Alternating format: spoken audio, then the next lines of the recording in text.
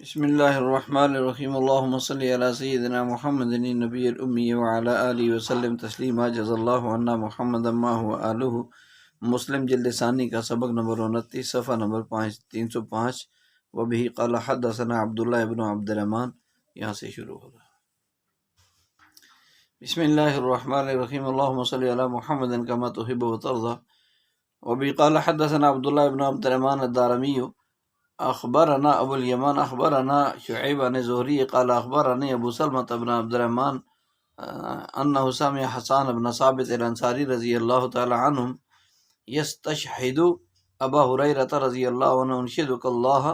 هل سمعت النبی صلی اللہ علیہ وسلم یقول یا حسن اجب عن رسول اللہ صلی اللہ علیہ وسلم اللہم ایدہ بروح القدس قال ابو ہریرہ رضی اللہ تعالی عنہ نعم۔ کہ حضرت ابو سلمہ بن عبد الرحمن رضی اللہ تعالی عنہ سے روایت ہے، کہتے ہیں کہ انہوں نے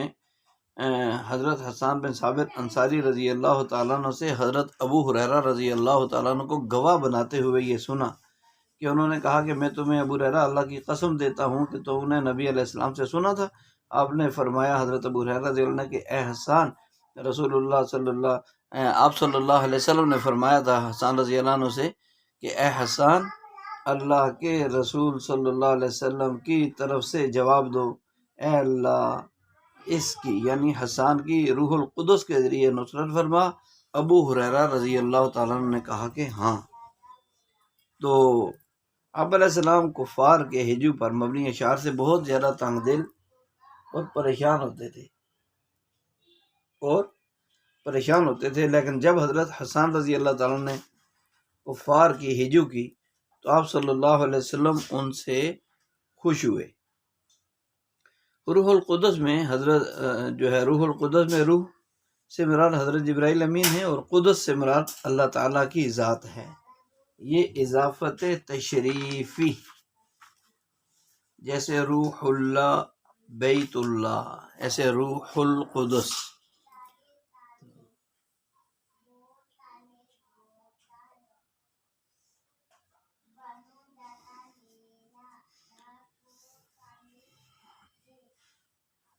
عن عدی ابن ثابت رضی اللہ تعالی عنہ قال سمعت البراء ابن عازب رضی اللہ تعالی عنہ قال سمعت رسول اللہ صلی اللہ علیہ وسلم یقول لحسان ابن ثابت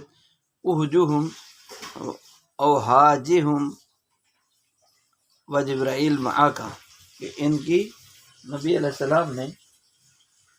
فرمایا حضرت حسان رضی اللہ تعالیٰ عنہ کو کہ ان کافروں کی ہجو یعنی مذمت کرو، اور جبرائیل علیہ السلام بھی تیرے ساتھ ہیں، جبرائیل بھی تیرے ساتھ ہیں، صرف سند کا فرق ہے، باقی وہی ہے۔ حدثنا محمد بن عبد الرحمن کلہم عن شعبہ بہذا الاسناد مثلہ، وہی حدیث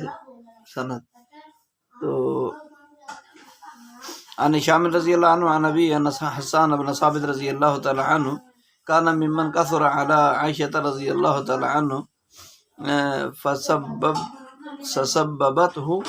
فقالت یا ابن اختی دعه فانه كان ينافق عن رسول اللہ صلی اللہ علیہ وسلم۔ کہ حضرت عروہ رضی اللہ تعالیٰ عنہ سے روایت ہے کہ حضرت حسان بن ثابت رضی اللہ عنہ نے حضرت عائشہ رضی اللہ عنہ کے متعلق باتیں کی تھی تہمت والے قصے میں، یعنی وہ غیر شعوری طور پر۔ تو میں نے انہیں برا بلا کہا، حضرت عائشہ فرماتی ہیں میں نے ان کو نہیں، حضرت عروہ سے روایت ہے کہ میں نے ان کو برا بلا کہا، تو حضرت عائشہ رضی اللہ عنہ نے کہا میرے بھانجے انہیں چھوڑ دو،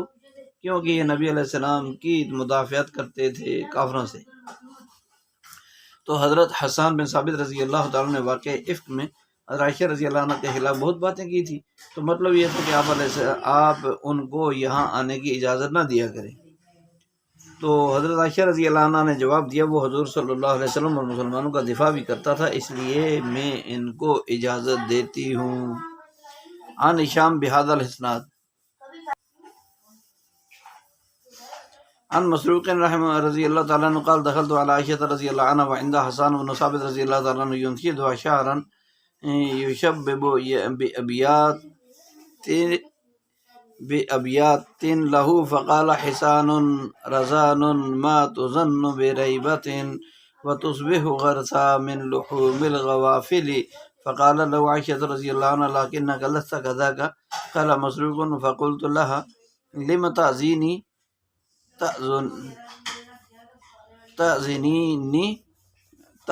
لم تأذنين له يدخل عليك وقد قال الله والذي تولى كبره منهم له عذاب عظيم. فقال فأي عذاب أشد من العم. فقالت أنه كان ينافق أو يهاجي عن رسول اللہ صلی اللہ علیہ وسلم. حضرت مسروق رضی اللہ تعالیٰ سے رحمہ اللہ سے روایت ہے کہ میں سیدہ عائشہ صدیقہ رضی اللہ عنہ کی خدمت میں حاضر ہوا اور ان کے پاس حضرت حسان بن ثابت رضی اللہ تعالیٰ عنہ شعر کہہ رہے تھے. اپنے تغزل آمیز شعر ان کو سنا رہے تھے تو کہا سیدہ عائشہ رضی اللہ عنہ پاک دامن اور عقل مند ہیں اور ان پر کسی شک کی بنا پر تہمت نہیں لگائی جا سکتی، اور وہ اس حال میں صبح کرتی ہیں کہ ناواقف عورتوں کے گوشت سے بھوکی ہوتی ہیں، غیبت سے یعنی خالی ہوتی ہیں، غیبت نہیں کرتی. تو حضرت عائشہ رضی اللہ تعالیٰ عنہ نے ان سے کہا لیکن تم تو ایسے نہیں ہو. مسروق رحمۃ اللہ علیہ نے کہا میں نے ان سے کہا آپ انہیں اپنے پاس آنے کی اجازت کیوں دیتی ہیں، حالانکہ اللہ تبارک و تعالیٰ نے فرمایا والذی تولی کبرہ، اور جس نے ان میں سے بہتان میں بڑا حصہ لیا اس کے لیے بڑا عذاب ہے. تو انہوں نے کہا اس سے بڑا عذاب کیا ہوگا کہ وہ نابینا ہو گئے ہیں. یہ وہ ہیں جو رسول اللہ صلی اللہ علیہ وسلم کی کفار کی طرف سے مدافعت کرتے تھے یا ان کی ہجو کیا کرتے تھے. تو ان اشعار میں حضرت حسان رضی اللہ تعالیٰ عنہ نے حضرت عائشہ رضی اللہ عنہ کی مدح کی. حسان پاک دامنہ، رزان باوقار، لحوم الغوافل کا معنی ہے وہ غیبت سے دور رہنے والی، ینافق کا معنی دفاع کرنا. قرآن کریم میں ہے والذی تولی کبرہ، اس کا مطلب ہے کہ جس نے واقعہ افک میں زیادہ حصہ لیا اس کے بڑا عذاب ہے اس کے لیے. تو حضرت عائشہ رضی اللہ تعالی عنہ فرماتی ہیں کہ حضرت حسان رضی اللہ عنہ کا نابینا ہونا اللہ کی طرف سے عذاب عظیم ہے. عن شعبۃ فی الاسلام وقال قالت کان یذب عن رسول اللہ صلی اللہ علیہ وسلم ولم یذکر حسان رزان، کہ حضرت عائشہ رضی اللہ تعالیٰ عنہ نے کہا کہ وہ رسول اللہ صلی اللہ علیہ وسلم کی طرف سے جواب دیتے تھے اور اس میں شعر مذکور نہیں ہیں.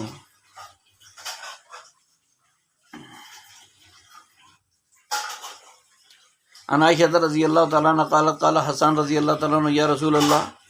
اذن لی فی ابو سفیان قال کیف بقرابتی منہ قال والذی اکرمک لا اسلنک منہ کما تسل الشعرۃ من الخمیر. فقال حسان رضی اللہ عنہ وان سنام المجد من آل عاشم بنو بنت مخزوم ووالدک العبد قصیدتہ ہذہ، کہ وَإِنَّ سَنَامَ الْمَجْدِ مِنْ آلِ ہاشم بنو بنت مخزوم ووالدک العبد. حضرت عائشہ رضی اللہ عنہ سے روایت ہے کہ حضرت حسان رضی اللہ تعالیٰ نے کہا کہ اے اللہ کے رسول مجھے اجازت دیجیے ابو سفیان کے بارے میں کچھ کہنے کی. ابھی تک ابو سفیان مسلمان نہیں ہوئے تھے تو ان کے بارے میں کچھ کہنے کی اجازت دیں. تو آپ علیہ السلام نے فرمایا اس کے ساتھ میری قرابت کا لحاظ کیسے کرو گے. حسان رضی اللہ عنہ نے عرض کیا اس ذات کی قسم جس نے آپ کو معزز اور مکرم بنایا ہے میں آپ کو ان سے ایسے نکال لوں گا جیسے آٹے سے بال کو نکال لیا جاتا ہے. حضرت حسان رضی اللہ تعالیٰ نے کہا اور بے شک وَإِنَّ سَنَامَ الْمَجْدِ مِنْ آلِ ہاشم، اور بے شک خاندان بنی ہاشم میں سے بنت مخزوم کی اولاد ہی عظمت اور بزرگی والی ہے. ابو سفیان تیرا والد تو غلام تھا. تو ابو سفیان اس وقت تک مسلمان نہیں ہوئے تھے اور آپ صلی اللہ علیہ وسلم کے دشمنی میں تھے. تو اس وجہ سے حضرت حسان رضی اللہ عنہ کے نسب میں ہجو بیان کیا اور آپ علیہ السلام کو حکمت سے نکال لیا. تو بنت مخزوم سے مراد انہوں نے فاطمہ بنت عمر رضی اللہ عنہ کو مراد لیا ہے. تو اس طرح آپ علیہ السلام کے عالی نسب ہونے کو بیان کر دیا اور ساتھ ہی یہ بھی ذکر کر دیا کہ تم غلام کی اولاد ہو. اس سے مراد ان کی دادی سمیہ بنت موہب ہیں کیونکہ سمیہ کا والد موہب بنو عبد مناف کا غلام تھا۔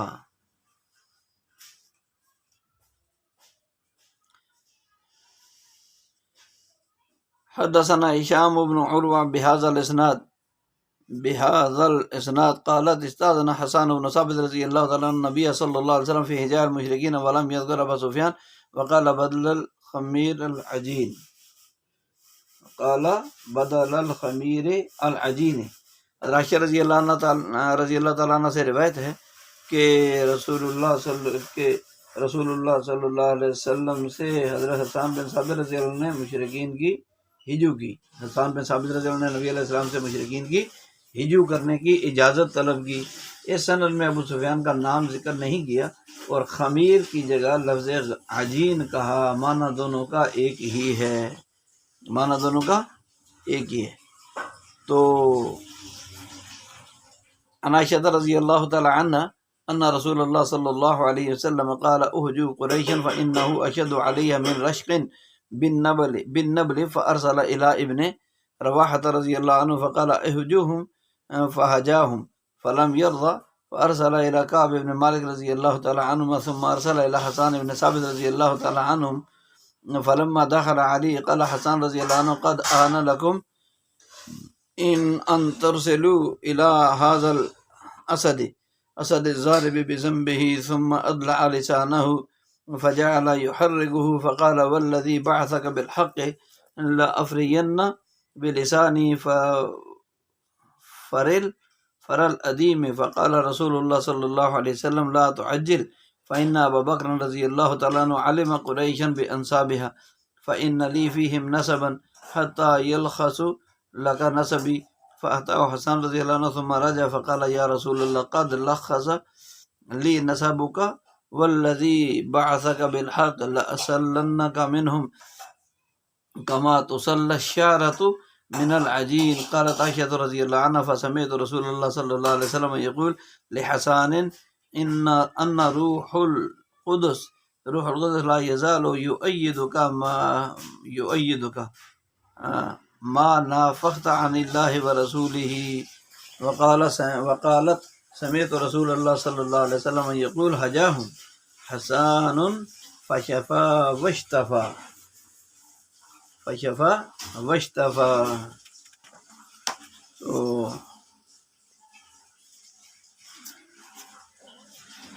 أجبت محمدا فأجبت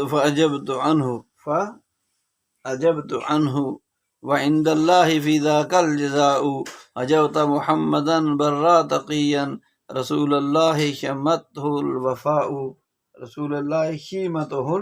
الوفاء فإن أبي ووالدتي وعرضي لعرض محمد منكم وقاء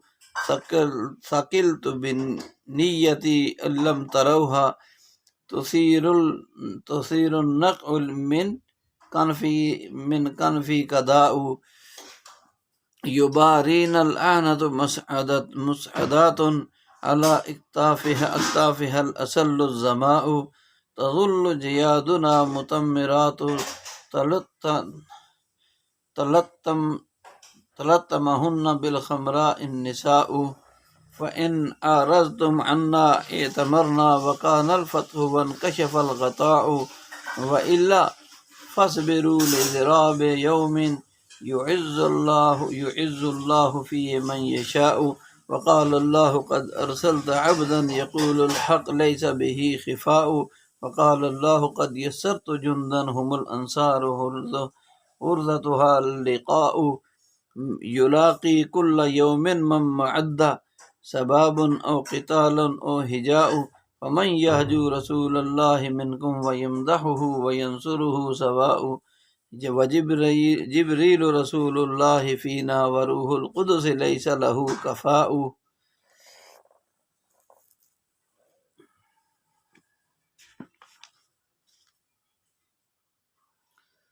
یہاں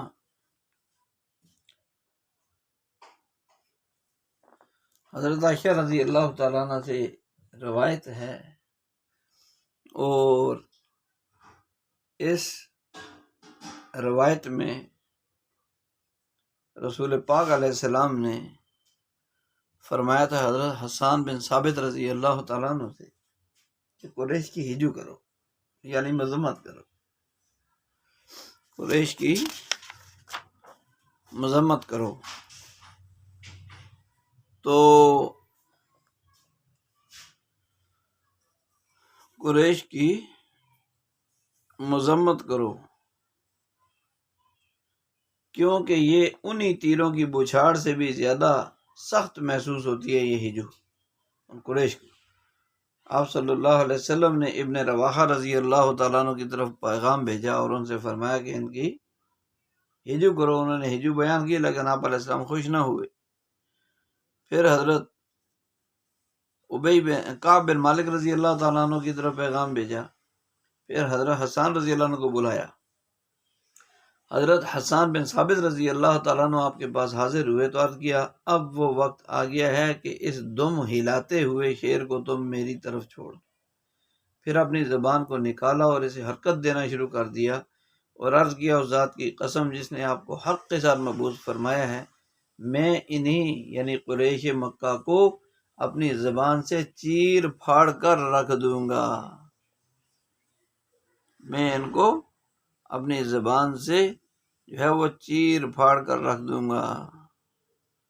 تو رسول اللہ صلی اللہ علیہ وسلم نے فرمایا کہ جلدی مت کرو، چیر کر رکھ دوں گا جیسے کہ چمڑے کو چیر دیا جاتا ہے۔ تو رسول پاک علیہ السلام نے فرمایا جلدی مت کرو، بے شک ابوبکر رضی اللہ عنہ قریش کے نسب کو خوب جانتے ہیں اور میرا نسب بھی ان میں شامل ہے، تم ان کے پاس جاؤ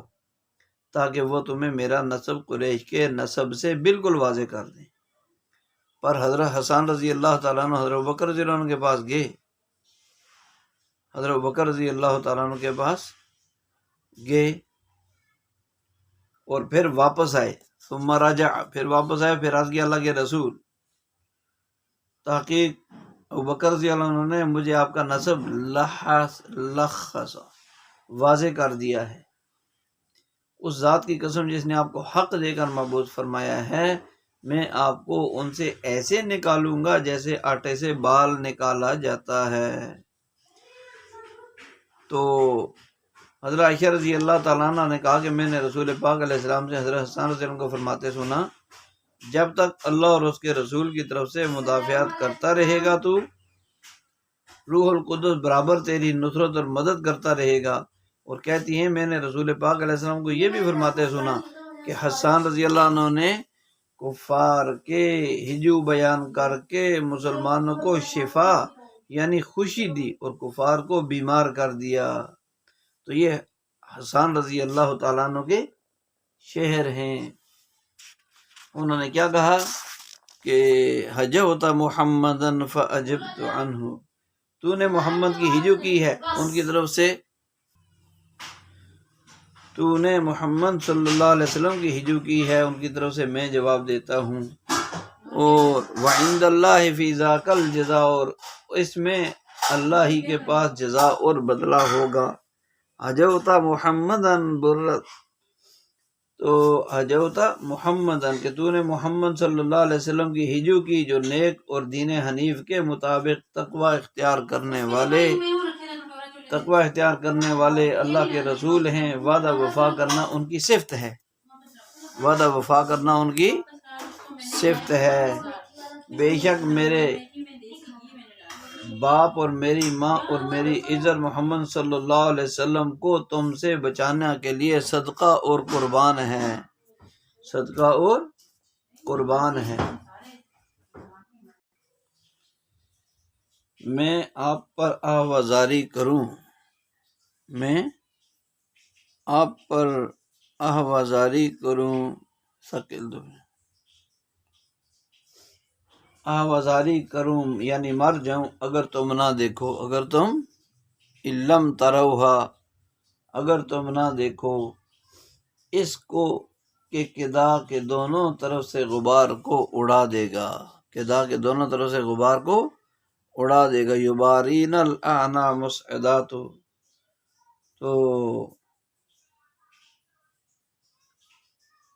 وہ گھوڑے جو باغوں پر زور کریں اپنی قوت اور طاقت سے اوپر چڑھتے ہوئے، ان کے کندھوں پر خون کے پیاسے نیزے ہیں ہمارے گھوڑے دوڑتے ہوئے آئیں گے اور ان کے نتنوں کو عورتیں اپنے دوپٹوں سے صاف کریں گی۔ بس اگر ہم سے تم روگردانی اور اعراض کرو تو ہم عمرہ کریں گے، اعتمرنا، ہم عمرہ کریں گے۔ وقارن الفتح انتقاؤ، اور فتح ہو جانے سے پردہ اٹھ جائے گا، اور ورنہ صبر کرو اس دن کی مار کے لیے جس دن اللہ جسے چاہے گا عزت عطا کرے گا، اللہ جسے چاہے گا عزت عطا کرے گا۔ اور اللہ تعالیٰ نے فرمایا ہے تحقیق میں نے اپنا بندہ بھیجا ہے جو حق بات کہتا ہے، جس میں کوئی بات پوشیدہ نہیں ہے۔ اور اللہ نے فرمایا ہے کہ میں نے ایک لشکر تیار کر دیا ہے، اور انصار ہیں کہ ان کا مقصد صرف دشمن سے مقابلہ ہے، وہ انصار ہیں کہ ان کا مقصد صرف دشمن سے مقابلہ ہے۔ وہ لشکر ہر دن کسی نہ کسی تیاری میں ہے، کبھی گالیاں دی جاتی ہیں یا لڑائی یا ہجو ہے۔ پس تم میں سے جو بھی رسول اللہ صلی اللہ علیہ وسلم کی ہجو کرے، تم میں سے جو بھی رسول اللہ صلی اللہ علیہ وسلم ہجو کرے یا آپ کی تعریف کرے اور آپ کی مدد کرے، سب برابر ہیں۔ ہم میں اللہ کا پیغام لانے والے جبرائیل اور روح القدس موجود ہیں، روح القدس اور جبرائیل موجود ہیں، اور جن کا کوئی ہمسر اور برابری کرنے والا نہیں ہے۔ تو امام نووی رحمۃ اللہ علیہ نے فرمایا کہ رسول پاک علیہ السلام کا مشرکین کی ہجو کرنا اور ایک کے بعد دوسرے کا مطالبہ کرنا، اس کا مقصد کفار کو ایذا آسانی سے روکنا تھا۔ اللہ تعالیٰ نے آپ علیہ السلام کو کفار سے جہاد کا حکم دیا تھا اور ان پر سختی کرنے کا، اور یہ ہجو کرنا ان پر تیروں کی بچھاڑ کی طرح تھا، بلکہ اس سے بھی زیادہ سخت، اور ان کی ایذاؤں سے روکنے میں مددگار تھی۔ بہرحال مشرکین کی ہجو میں پہل تو کرنی نہیں چاہیے، لیکن اگر وہ ابتدا کریں تو مدافعات یعنی دفاع کرنا جائز ہے۔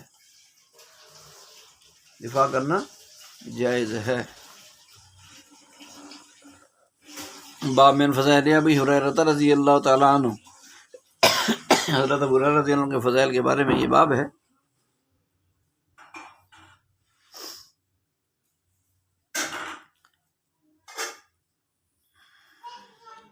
عن ابی کثیر قال حدثني ابو هريرة رضي الله عنه قال كنت ادعو امي الى الاسلام وهي مشركة فدعوتها يوما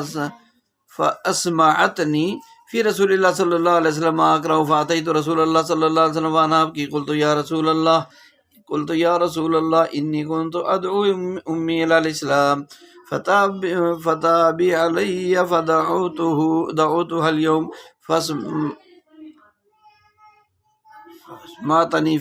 فأسمعتني فيك ما أقرأ، فادعوا الله أن يهدي أم أبي هريرة، فقال رسول الله صلى الله عليه وسلم اللهم اهد أم أبي هريرة، فخرجت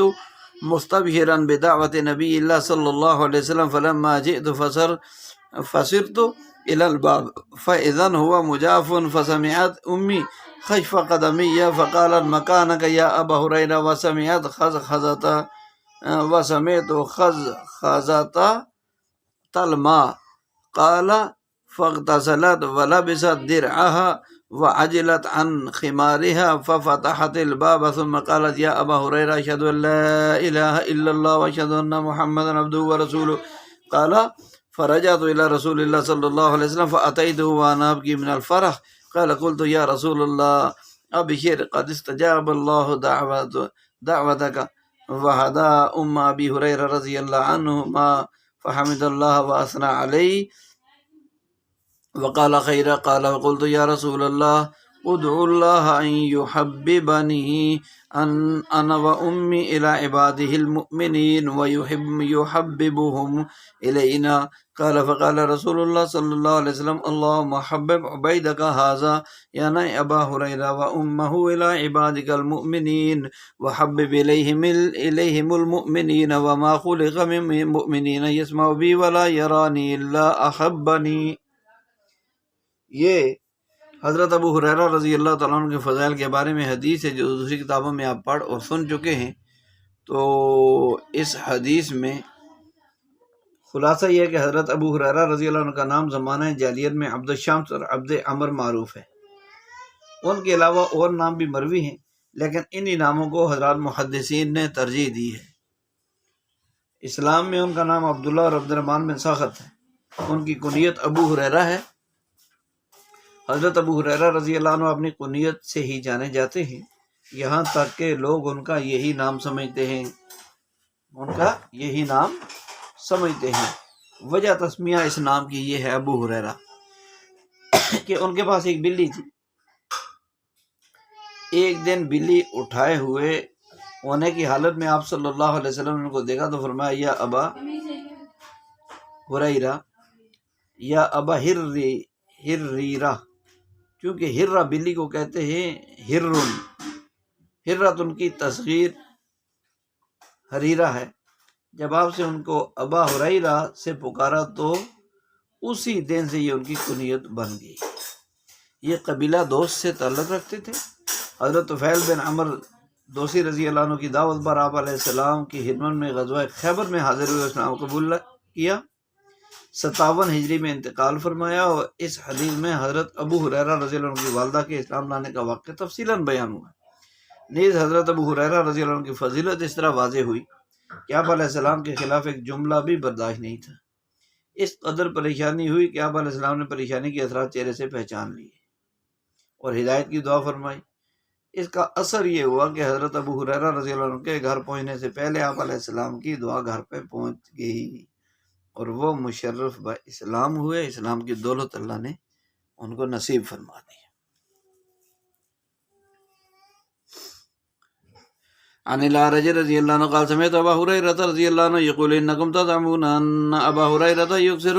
حدیث عن رسول اللہ صلی اللہ علیہ وسلم واللہ الموعد ان كنت رجلا مسکینا اخدم رسول اللہ صلی اللہ علیہ وسلم على ملء بطنی وكان المهاجرون يشغلهم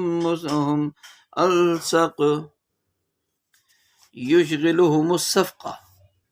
صفقوا بالاسواق وكانت الانصار يشغلهم القيام على اموالهم، وقال رسول الله صلى الله عليه وسلم من يبسط ثوبه فلن ينسى شيئا سمعه مني فبسطت ثوبي حتى قضى حديثه ثم ضممته الي فما نسيت شيئا سمعته منه۔ کہ حضرت علی رحمۃ اللہ علیہ سے روایت ہے کہ میں نے ابو ہریرہ رضی اللہ تعالیٰ عنہ سے سنا، وہ فرما رہے تھے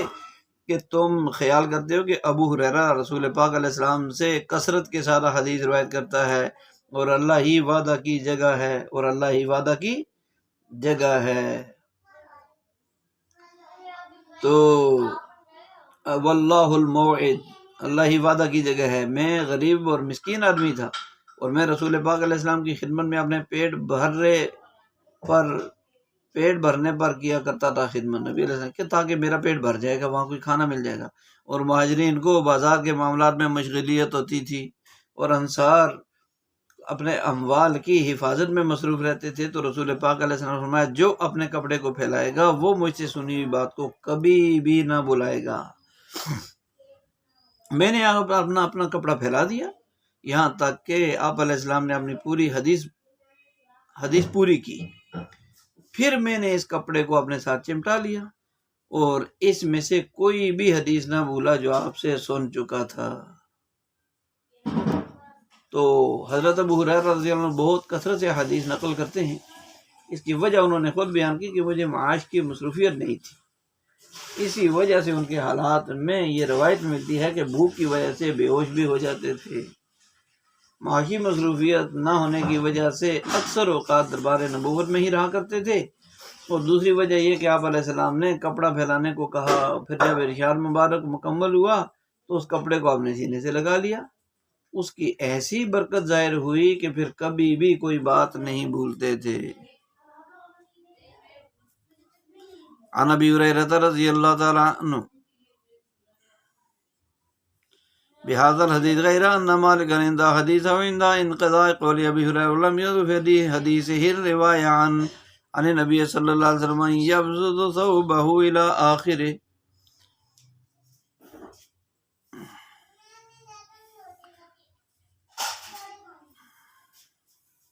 عن عائشة رضي الله تعالى عنها قالت لا يعجبك أبو هريرة جاء فجلس إلى جانب حجرتي يحدث عن النبي صلى الله عليه وسلم يسمعني ذلك فكنت أسبح فقام قبل أن أقضى صبحتی ولو ادرکته لرددت علی ان رسول اللہ صلی اللہ علیہ وسلم لم یکن یسرد الحدیث کسردکم قال ابن شہاب وقال ابن المسیب ان ابا ہریرہ رضی اللہ عنہ قال یقولون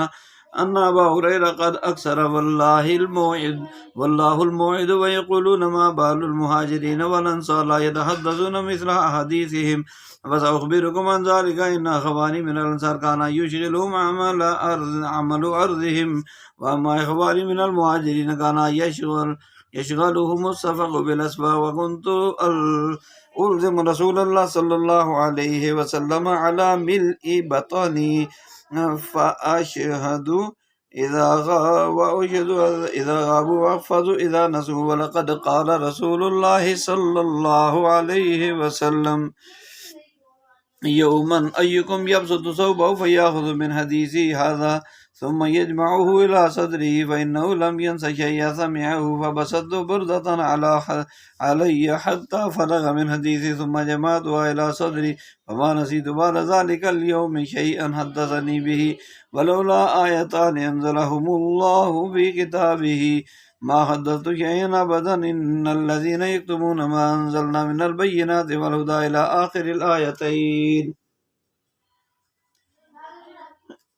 تو یہ بھی وہی حدیث ہے. آخر میں جو یہ بیان کر دیا کہ نبی علیہ السلام نے ایک دن فرمایا تم میں سے جو اپنے کپڑے کو پھیلائے گا وہ میری ان حدیث کو لے لے گا، پھر انہیں اپنے سینے میں جمع کر لے گا، پھر وہ آپ علیہ السلام سے سنی ہوئی کوئی بات کبھی نہیں بلائے گا. تو میں نے اپنی چادر کو پھیلا لیا جو میرے اوپر تھی، بس میں نے اپنی چادر کو بچھا دیا یہاں تک کہ آپ علیہ السلام اپنی بات سے فارغ ہوئے. میں نے اس چادر کو سمیٹ کر اپنے سینے سے چمٹا لیا. اس کے بعد میں کوئی حدیث بھی آج تک نہیں بھولا جو آپ نے مجھ سے بیان کی. اور اگر اللہ نے اپنی کتاب میں یہ 2 آیات مبارکہ نہ نازل کی ہوتی تو میں کبھی بھی کوئی حدیث روایت نہ کرتا. ان الذین یکتمون، کہ بلا شبہ وہ لوگ جو چھپاتے ہیں ہماری نشانیاں اور ہدایت کی باتیں جو ہم نے اتاری ہیں. ایک یہ آیت یہ نازل نہ ہوتی تو میں کبھی بھی. تو حضرت عائشہ رضی اللہ تعالیٰ عنہ کا مقصود یہ تھا کہ جلدی جلدی حدیثیں بیان کرنے سے مخاطب کو مغالطہ کا اندیشہ ہو سکتا ہے، اس لیے تھوڑی تھوڑی احادیث بیان کرنی چاہیے. شروع میں جو ہے نا عائشہ رضی اللہ عنہ نے روایت کیا کہ تم ابو ہریرہ پر تعجب نہیں کرتے، وہ آئے اور میرے حجرے کے ایک طرف بیٹھ کر مجھے رسول اللہ صلی اللہ علیہ وسلم سے مروی حدیثیں سنانے لگے اور میں تسبیح کر رہی تھی اور میری تسبیح پوری ہونے سے پہلے ہی وہ اٹھ کر چلے گئے. اگر میں ان کو پا لیتی تو تردید کرتی کہ رسول پاک علیہ السلام تمہاری طرح مسلسل حدیث بیان نہ فرمایا کرتے تھے. تو یہ ہے شروع کی بات. باقی درمیان میں وہی حدیث ہے جو پہلے والی. تو لولا آیتان، حضرت ابو ہریرہ رضی اللہ عنہ نے خود ہی کثرت سے حدیث بیان کرنے کی وجہ واضح کر دی کہ اگر کتمان علم کو چھپانے کی وعید کا ڈر نہ ہوتا تو میں کوئی حدیث بیان نہ کرتا. تو معلوم ہوا یہ بیان کرنا شوق کی خاطر نہیں، اپنی چاہت کی خاطر نہیں، بلکہ امتثال امر کے لیے تھا، حکم پورا کرنے کے لیے.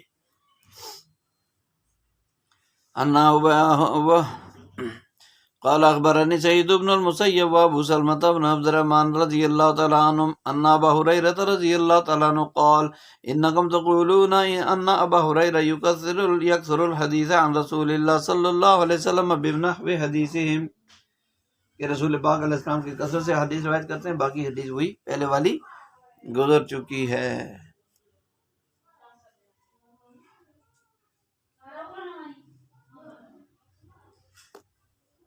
سبحان ربک رب العزت عما یصفون وسلام علی المرسلین الحمد للہ.